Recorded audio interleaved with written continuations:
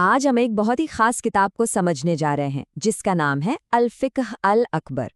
देखिए, ये महज एक किताब नहीं है, बल्कि आस्था से जुड़े कुछ सबसे बड़े सवालों पर एक बहुत ही पुराना संवाद है। जरा सोचिए, एक ऐसी किताब जो 1200 साल पुरानी है, लेकिन ये कोई नियमों की लिस्ट नहीं है, बल्कि ये एक बातचीत है, एक डायलॉग जो विश्वास से जुड़े कुछ सबसे गहरे सवालों को सुलझाने की कोशिश करती है।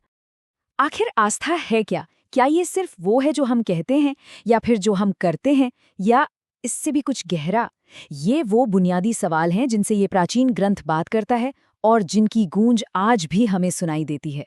इस किताब की जो सबसे दिलचस्प बात है ना, वो है इसका फॉर्मेट। ये असल में एक विद्वान और कुछ सीखने की चाह रखने वाले एक स्टूडेंट के बीच की बातचीत है। ये एक तरह का सवाल जवाब सेशन था, जिसे अल आलिम व अल मुताल्लिम कहते हैं, और यही बातचीत आगे चलकर अल फ़िक़्ह अल अकबर के विचारों का आधार बनी। इसने इस्लामी सोच को एक नई दिशा दी। तो मिलते हैं इन दो किरदारों से। एक तरफ हैं इमाम अबू हनीफा, इस्लामी फ़लसफ़े के एक बहुत बड़े स्तंभ, और दूसरी तरफ हैं अबू मुक़ातिल, एक ऐसे स्टूडेंट जो उस दौर की बौद्धिक उथल-पुथल के बीच अपने सवालों के साफ-साफ जवाब ढूंढ रहे थे। जरा इस बात की गहराई को समझिए। ये सिर्फ एक सवाल नहीं था, ये उस पूरे दौर की बेचैनी को दिखाता है। ये सिर्फ कुछ जानने की जिज्ञासा नहीं थी, बल्कि सच की एक गहरी तलाश थी। तो इस तलाश का पहला पड़ाव क्या था? इस पूरी बातचीत का जो सेंट्रल पॉइंट था, वो था ये सवाल कि सच्ची आस्था यानी ईमान आखिर है क्या? अबू हनीफा के मुताबिक ईमान कोई एक अकेली चीज नहीं है। इसे एक पजल की तरह समझिए, जिसके कई टुकड़े मिलकर एक पूरी तस्वीर बनाते हैं। तो ये हैं आस्था के वो 4 जरूरी हिस्से। इसकी शुरुआत होती है तस्दीक से, यानी दिल से मानना। फिर आता है इकरार, मतलब जुबान से उसकी पुष्टि करना। लेकिन बात यहीं खत्म नहीं होती। इसके लिए ईश्वर का ज्ञान यानी मारिफा, और उस ज्ञान में पक्का भरोसा यानी यकीन होना भी उतना ही जरूरी है। तो ये कोई चेकलिस्ट नहीं है कि एक एक करके टिक लगाते गए। विद्वान का कहना है कि ये सब एक ही हकीकत के अलग अलग नाम हैं। आस्था एक पूरी की पूरी अवस्था है, जिसे टुकड़ों में नहीं बांटा जा सकता।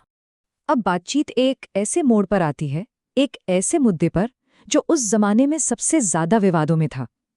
उस इंसान का क्या होगा जो आस्था तो रखता है, पर उससे कोई बड़ा गुनाह हो जाता है? ये सवाल सिर्फ थ्योरी का नहीं था, इसके बहुत असली, बहुत गहरे नतीजे थे।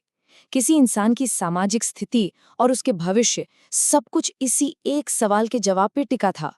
इस सवाल पर न 3 अलग अलग सोच थी। एक तरफ थे खारिजी, जो बिल्कुल कट्टर थे। वो कहते थे कि एक भी बड़ा गुनाह किया तो इंसान आस्था से बाहर। दूसरी तरफ थे मुर्जिया, जिनका मानना था कि कर्मों का आस्था पर कोई असर ही नहीं होता। और इन दोनों के बीच में अबू हनीफा ने एक बैलेंस्ड रास्ता दिखाया। उन्होंने कहा, आस्था और कर्म अलग अलग हैं।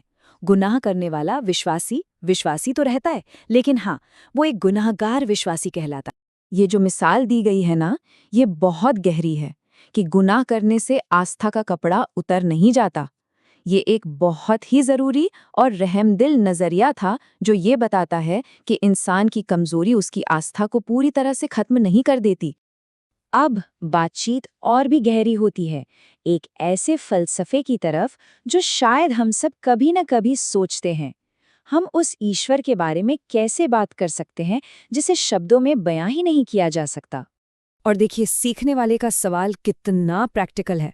वो पूछ रहा है कि भाई, जब सब लोग ईश्वर के बारे में अलग अलग बातें कर रहे हैं, तो हम कैसे मान ले कि हमारा ज्ञान सही है? तो इस मुश्किल सवाल का जवाब देने के लिए विद्वान एक बड़ी सरल सी कहानी सुनाते हैं।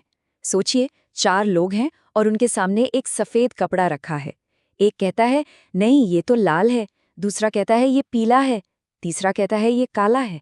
लेकिन चौथा आदमी कहता है, मुझे पता है कि कपड़ा सफ़ेद है, और इसीलिए मुझे ये भी पता है कि बाकी तीनों गलत हैं। इसका मतलब क्या हुआ? इसका मतलब ये है कि सच्चा ज्ञान सिर्फ ये जानना नहीं है कि सच क्या है, बल्कि ये भी जानना है कि गलत क्या है। जैसे उस चौथे आदमी को पता था कि कपड़ा सफ़ेद है, तो वो बाकी तीनों की गलती को भी पहचान सका। तो सवाल ये उठता है कि 1200 साल पुरानी इस बातचीत का आज के ज़माने में क्या मतलब है? देखिए, ये किताब सिर्फ पुराने जमाने की बहसों का ब्यौरा नहीं है। ये तो एक तरह की गाइड है जो सिखाती है कि कन्फ्यूजन और अलग-अलग विचारों की दुनिया में अपने विश्वास पर कैसे टिका रहा जाए। और आखिर में विद्वान की ये बात ज्ञान को कर्म से जोड़ती है। कर्म ज्ञान का अनुसरण करता है। मतलब जैसा हम जानते हैं, जैसा हम मानते हैं, वैसा ही हम करते हैं।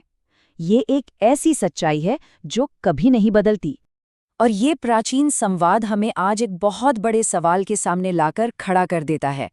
आज जब हमारे चारों तरफ इतनी सारी जानकारी, इतने सारे विचार हैं, हम कैसे तय करें कि हम असल में मानते क्या हैं?